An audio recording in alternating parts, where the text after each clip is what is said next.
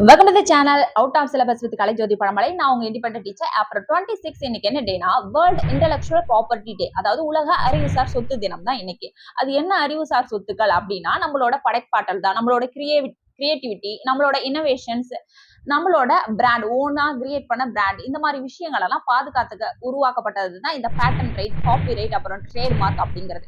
இந்த பேட்டன் ரைட்ன்றது நம்மளோட புதிய கண்டுபிடிப்புகளுக்கும் நம்மளோட இனோவேஷனுக்கும் சப்மிட் பண்ணி அதை ரிஜிஸ்டர் பண்ணி நம்மளோட தான் சப்மிட் பண்ணி நமக்கு ஒரு சர்டிபிகேட் கொடுப்பாங்க.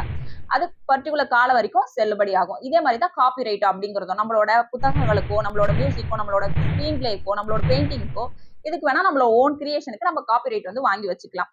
அதே மாதிரி தான் இந்த ட்ரேட் மார்க் அப்படிங்கிறது ஒரு பிராண்டடான ஒரு லோகோ. ஒரு ஒரு பர்சன் ஒரு இண்டஸ்ட்ரியோ இல்ல ஏதோ ஒரு பிசினஸோ பண்றாங்கன்னா அவங்களோட லோகோவை இன்னொருத்தவங்க பயன்படுத்தக்கூடாது அப்படின்றதுக்காக இந்த ட்ரேட் மார்க் அப்படிங்கிறது. இது பத்தின விழிப்புணர்வை ஏற்படுத்தணும் அப்படின்றதுக்காக தான் இந்த டே வந்து செலிப்ரேட் பண்ணப்படுது.